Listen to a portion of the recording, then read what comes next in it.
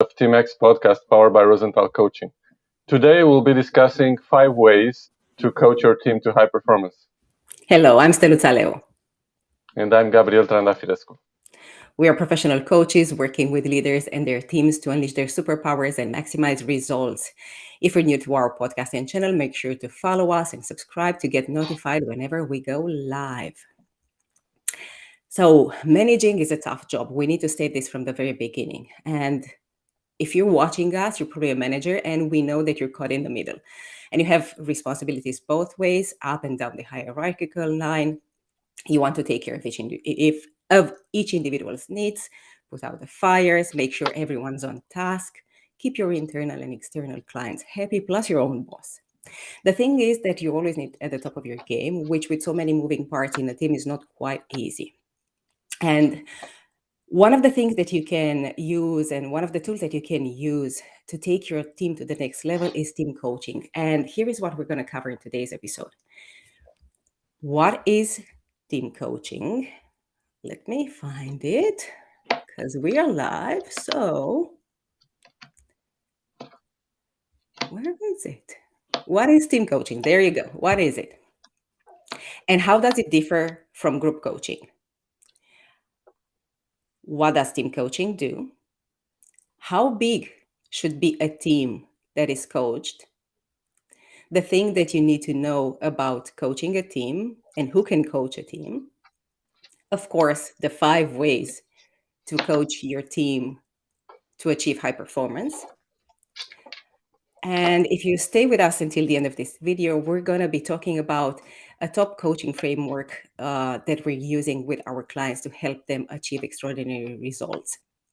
So let's start with the very beginning, Gabe, by talking about team coaching and explaining what team coaching is, because there might be a confusion and we're going to talk about that. So what is team coaching and how does it differ from group coaching? Yes. Thank you for this question. And also, it's a certainty that there is a confusion because we are experiencing this, as you know, with many of the people we talk to, and even leaders of large organizations who never experienced team coaching for their teams, even though they had executive coaching and other types of coaching, career coaching, and so on. But very few companies, I would say, have a team coaching culture. So to get started, the team coaching differs from the group coaching because a team differs from a group. So we were discussing these days, any team is a group, but not any group is a team, which is a very interesting perspective because a team is a group of people who have interdependencies and who work together and who have a common and collective goal and think as a group and as a team towards achieving a higher type of goal than individual goals. Whereas a group is a group of people who have similar interests. So when coaching a group, when it's group coaching, you coach actually individual people in a group setting. So you coach issues that are actually individual, but to a group of people. Whereas when you coach a team, you coach that team as a single entity, as a collective voice. So you're not coaching individuals, but you're coaching the whole system, the whole team. So that, in a nutshell, is the difference between team coaching and group coaching.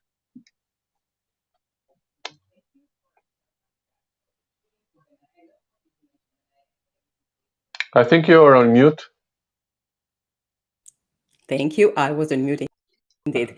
So thanks for that. I just wanted to emphasize what you shared, and you can see it running at the bottom of the screen. Any team is a group, but not any group is a team. And I think we all need to be very clear about the distinction between these two things. And it is very important. It is because, as we spoke about in other episodes, in order for a team to be successful, the team members need to be aligned to a common goal, need to have specific common goals and values, share same values to do that. So, which is very different from a group where individuals have their own interests and goals and values, and they're pursuing their own individual uh,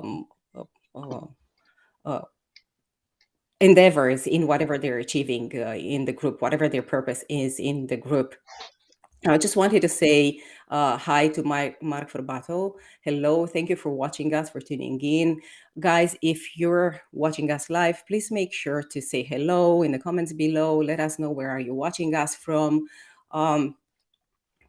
What would be some topics regarding team coaching that you would love to see from us? We'd love to know from you. We are here for you doing this, trying to educate as many people about coaching as possible.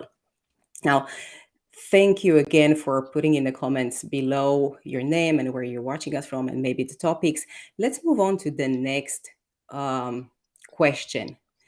What does team coaching do, and how does it do it, Gabe?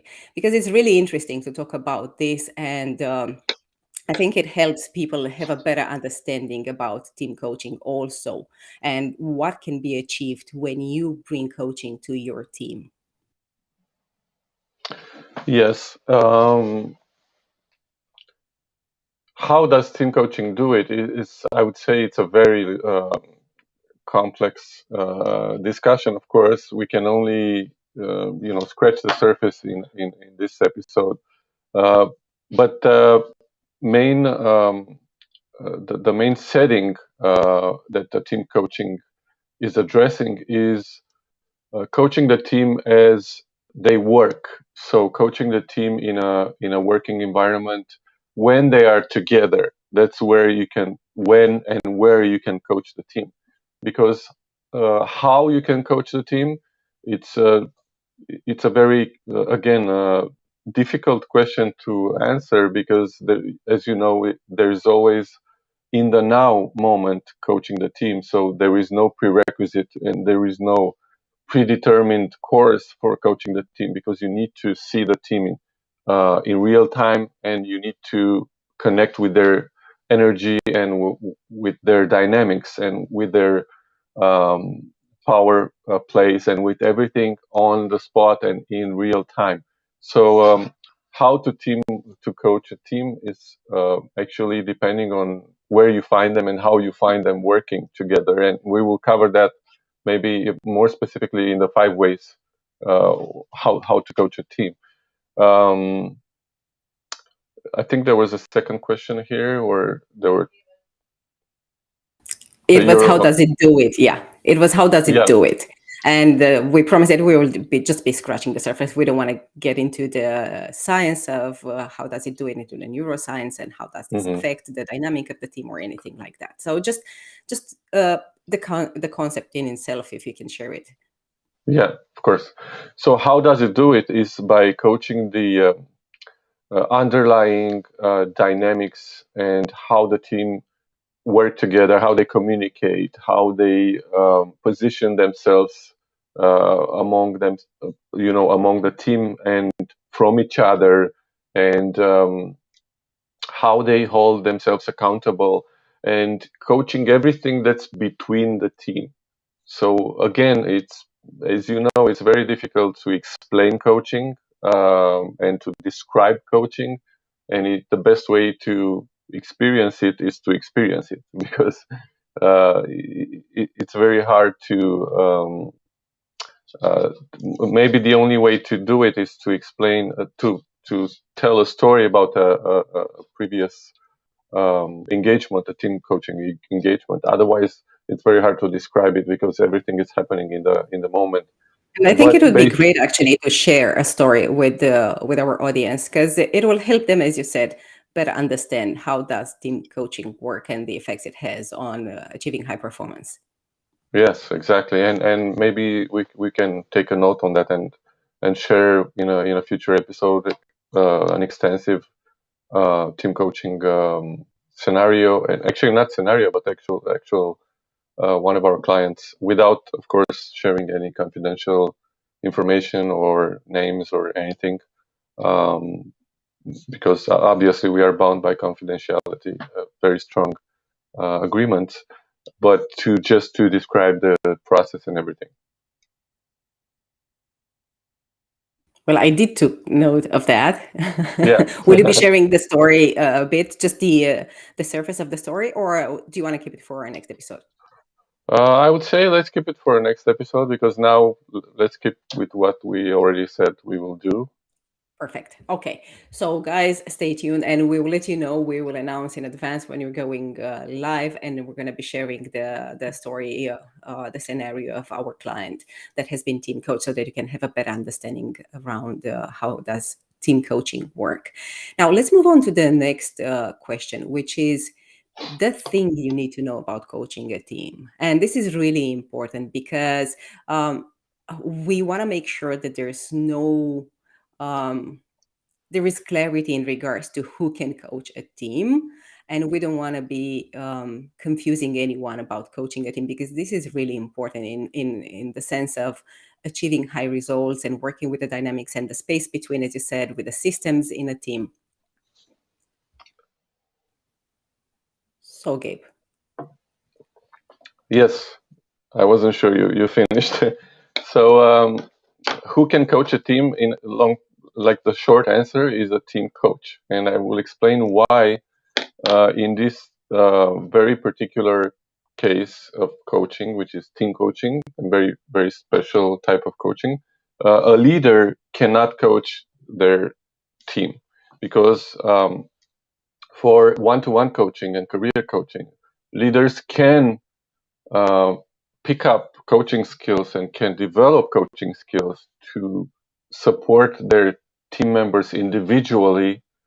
However, in a team setting, they cannot do that, because they are part of the system. So you cannot, as a leader, directly coach your team as a whole doing team coaching, and that's because you are biased and you are part of the whole system that you are trying to coach. So you cannot extract the leader from the team when you coach a team, because they're together, they're one whole entity. So again, coming back to who can coach a team, only a team coach, and also an external team coach, because that's another level of bias. We know that there are internal coaches in many organizations, and they're doing a great job coaching one-to-one. But again, because they are involved in the organization dynamics, and they are inevitably biased by the whole organization, being part of the whole organization, it's very difficult for even a coach, an internal coach, to coach the team. So the short answer, it might sound, maybe salesy or anything, but that's the truth. It's just you cannot coach a team from inside. So that's it. Yeah, so I think it is really important for people to understand, because we are systemic coaches, right? Systemic team coaches, and you mentioned a few times, and just for people to have clarity in regards to what does systemic coaching do and how does it work. We see the team as a system, right? And this is really important, because once you are part of the system, you cannot go outside the system and watched without having this bias. You are in there, you're affected by how the system works, you are part of the system in itself. So being a leader there, it is, you cannot take yourself out of that system and extract yourself and uh, uh, imagine that you're not there. It doesn't work in order to create disruption, because one of the things that we do through team coaching is disrupt the patterns that are not working for a team. And doing that in order to take the team to the next level, as we like to call it, is to achieve high performance, to maximize results, to achieve extraordinary results, actually. And we will be talking about how this can be done. And it can be done. Teams can be turned around, and teams that perform well can get to the level that they can perform extraordinary, and teams that are not performing at the level of their leaders' expectations can be improved and also get to a path in which they can perform extraordinarily by doing team coaching. Now, I think one of the things that I also wanted to cover, because we had a conversation these days on this topic about how big the team that is coached should be. And I Mhm. think this is really important because when we talk to executives have direct reports, have their managers and direct reports, and there are executives and top level executives that consider the entire organization as a team. And we as team coaches, we see a team from a different perspective. We don't see the entire organization. Of course, the entire organization for a senior executive is a team, but in terms of achieving the results that we want to achieve for a team, there needs to be some limitation in terms of number because of the way the team coaching works, because of the space and the attention, the focused attention that needs to be created to each individual member as it works within the team. So, Gabe, how big, what would you recommend that would be the biggest number of team members part of a team that is team coached? I would say there is a sweet spot between 5 and 8 people that can. I mean, historically, that works best in terms of team coaching. However, it can go up to 12 people. There are very rare indeed teams that go up to 12 people. And as you mentioned, a team that actually works and completely um, um, takes on all the team requirements as what the team means cannot be more than that, because as you mentioned, yes, a team, as a CEO, I consider my whole company our team. However, uh, going back to the definition, what the team means, they need to work interdependently. So you cannot work interdependently if you're not in the same in the same area as either the expertise or the leadership level, or you have to have a more specific a setting to be closer enough to be considered a team. So one person from the accounting department, it's very hard to see them as a team with another person from the sales team. They're just, they don't work interdependently.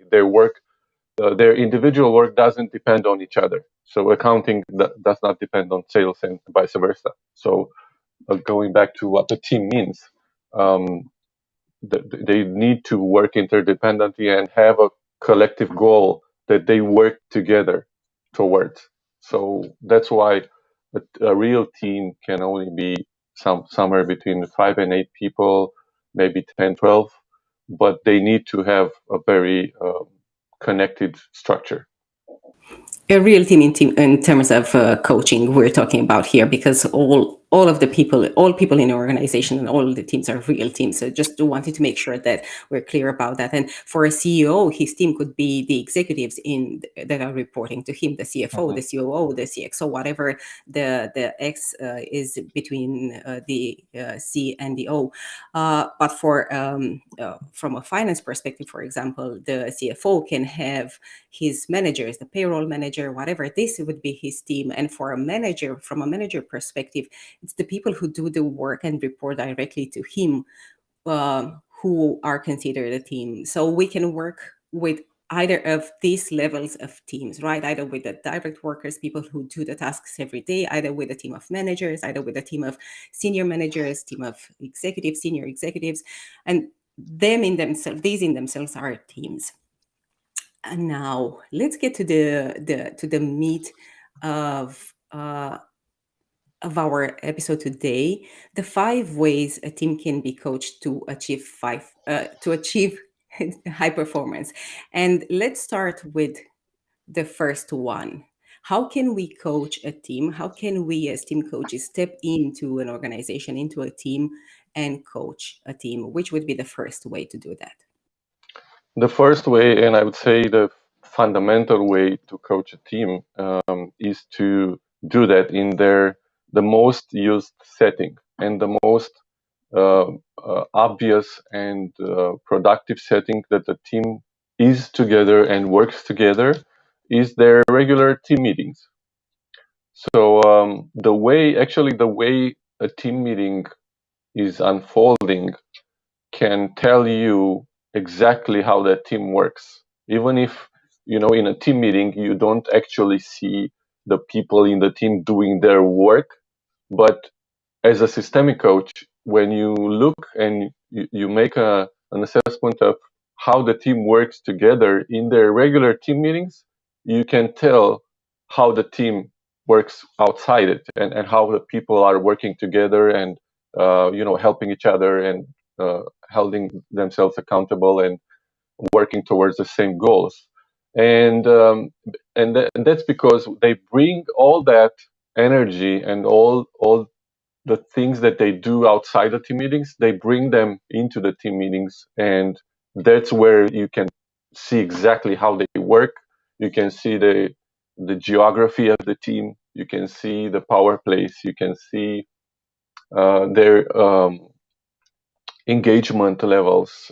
Who is on board with who is developing a new idea, who supports who, and all the other stuff. You can see them in that place, and that's what's happening on a regular basis. All teams that work closely together have at least monthly, if not weekly, team meetings.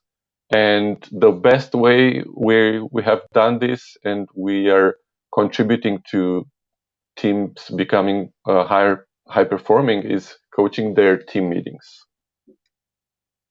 I think this is really important because, as you mentioned, you can see there what we call and what we talk about as a team dynamic, right? This is where you can see all the dynamics that happen in a team. So everything that Gabe mentioned prior is actually what constitutes the team's dynamics, and this is where we can step in and see all of that. And we have, coming from the outside, have this availability. Not only the availability, I think the word that I'm looking for is that we have actually being independent from the system. We have this capacity of seeing these dynamics that happen in these power plays that happen in a team. Now, there is another way that we can also step into your organization and coach your team, and that is workshops, right? So let's talk about workshops a bit, Gabe, and how do we coach teams in workshops? Yes, workshops are, I would say, a more detailed way and a more intrusive way to coach the team, because you're not coaching a system that's already in place and like the team meetings, but you are proposing, as a team coach, we are proposing a framework.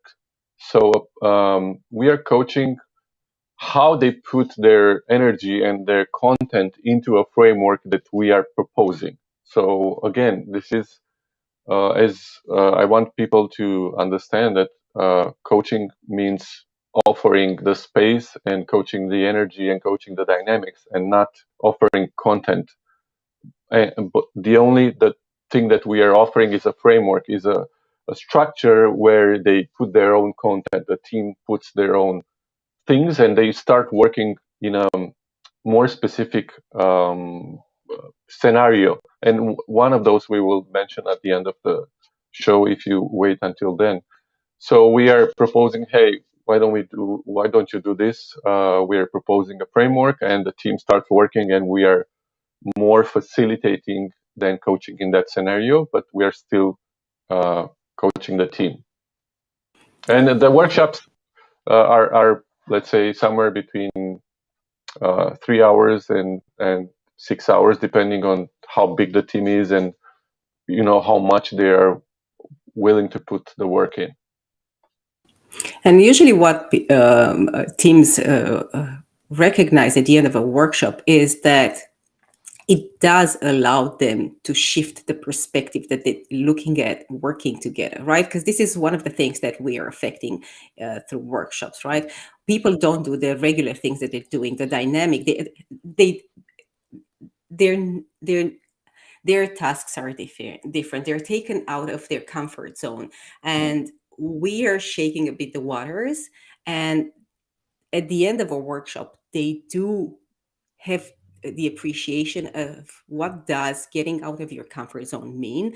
They have an appreciation of the similarities that many of the team members that might not be very open to each other have between themselves, actually uh, an appreciation towards what does stepping in and doing things that you're not comfortable to do means, and how does that make you feel, and the effect that it has of the on the overall result, and then the overall dynamic of the team.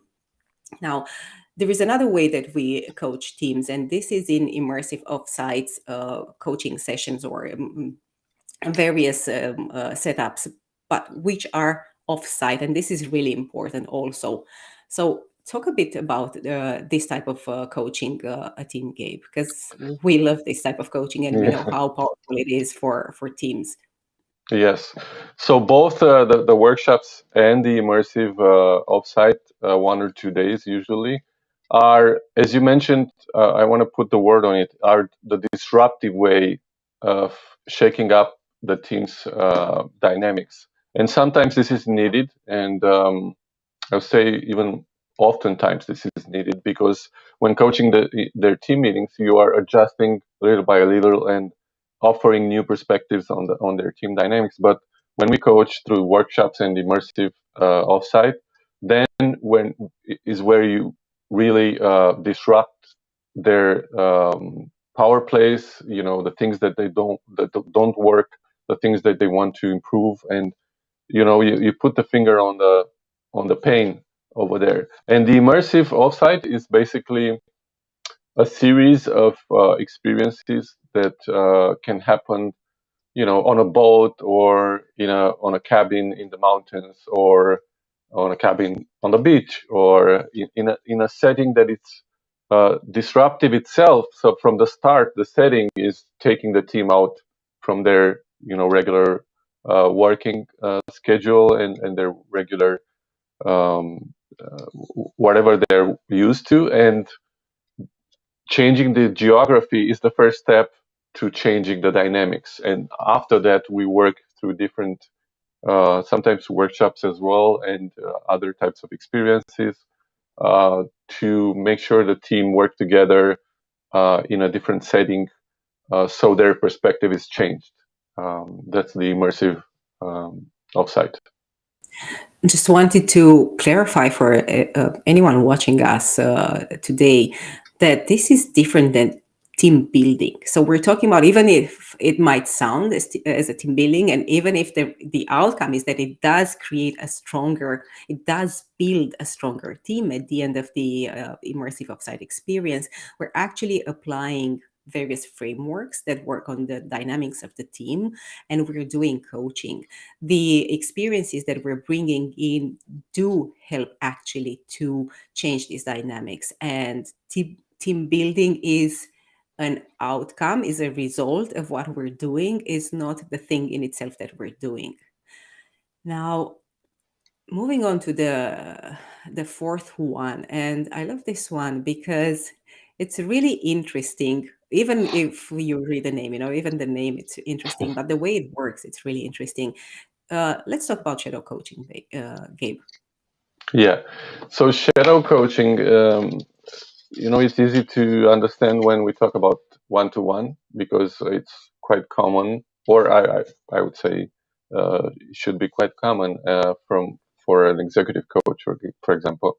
But when you do team coaching, shadow coaching means basically watching the team and observing the team in their regular team meetings or other settings where they act like a team and they work as a team together, but without having any intervention, at least on the spot, or as you were observing. And the funny thing and interesting thing is, as you know, from a systemic perspective, and adding more like a, I would say, a quantum kind of approach by observing something, and in this respect, by observing the system that is a team, you are actually contributing to changing it. And I will not even get into how this is possible or how is this happening or describing it, because you can't. So whoever wants to really understand how this can work, needs to actually see it working, because you cannot explain. It's not a causal explained. It's not a phenomenon explained as a cause effect, because you can't. So from a systemic team coaching perspective, observing the team as they work together and as their dynamics unfold is actually changing how the team works for the better most of the times. So I will not explain more, because it's just not possible. I don't have the actual explanation. I don't know who has it, but I love shadow coaching exactly because of that. Because by observing and offering the presence, but observing in a very non-intrusive, like the least non-intrusive way possible, we are actually helping teams develop. It's just as you said in Quantum A, it's you're affecting change just by observing it. So if you guys want to learn more about this and you want to experience it for yourself, reach out to us at rosenthalcoaching.com. You find all the details where you can find the two of us and our team as well. Now let's talk about the last one, because we're already out of time here. So the last way we're coaching teams, and then we're gonna talk about the framework that we're using with our clients to coach their teams to achieve not only high results but extraordinary results. So the last one is innovative sprints, and this is something that we are really proud of doing. And you probably saw that innovation for us is really important, and we have it also in our slogan, because only innovation can take us further. Only innovation can take a company from a good company to an outstanding company to a company that everybody is looking up to, or a team to from a regular team to an extraordinary performing team. So let's talk about this, Kate. Yes, innovation sprints are I would say, critical and fundamental for any company that really wants to stay ahead and or move ahead, or being at the forefront of their industry, or their market. And because if you don't innovate, it's you're gonna be overcome by somebody else who innovates. So it's just inevitable. So I love to support team when they do this. And how we are suggesting the innovation sprints are usually a day long, at least a day long setting where the team can really set up very bold objectives for that day in particular, and finding new ways to move forward. And I will just give an example in this case, so it would be easier for someone who's watching to connect with this idea. And I would just say, for example, company ABC has a need to improve a process that usually takes 5 minutes, and they want to take it down to 2 minutes, which would seem like a very, very bold objective. So the whole day, what we are doing, we are supporting and coaching the team through their work to get to many ideas of how they can bring down that process from 5 minutes to 2 minutes. And that's just one example of how we can support a team going through an innovation sprint. And by the end of the day, usually they have multiple ways to do it, and after that they just filter out which one is the best to start executing, actually. And actually, this is one of the ways in which the framework that we're going to be talking about in the next few minutes can be easily applied and can help the team achieve this extraordinary, because cutting down more than half of the time uh, that a process can take can be an extraordinary result. So Hmm. let's talk about the what we call the breakthrough coaching for extraordinary results framework, Gabe, and um, let's talk about it and Yeah. share with the people watching us, what do we mean by extraordinary results, Yeah. and how does this process work?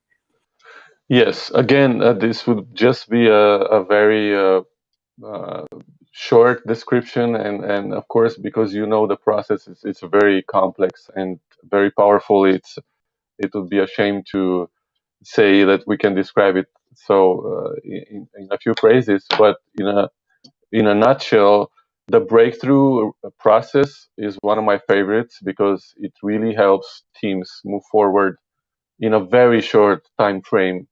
And what it does is changing the frame of reference from whatever they thought it was possible before, and whatever is possible in the frame of reference of the ultimate potential. And the ultimate potential, if you look at it from let's say a regular example, a very powerful car can run, let's say, 200 miles an hour, and that is that ultimate potential for the car. It doesn't mean you can or you have to go 200 miles every second of the way, but it is possible. And when you think about your results from the what is possible perspective, then the breakthrough is an actual different level of magnitude from what you thought was possible based on the previous results to what is actually achievable in a year or so for a team. So what they do is, for example, if the team thought it's possible to increase their sales by 15% in the next 12 months, after a breakthrough process, they can discover, and they have discovered, that it's possible to uh, increase more than 100%. So the difference is huge. And the breakthrough process, it's actually getting the frame reference of the team through the ceiling, because that is why it's a breakthrough. It's getting through the ceiling of whatever they thought is possible to the next level, at least to one level above. So it's not increasing by 10% or 15 or 20 or 25%, but usually it's 2x and more compared to what they thought it was possible before. So this is a framework. Again, as we mentioned, we are offering a framework where the team it's uh, putting their own content that they're working on, their own numbers and their own goals.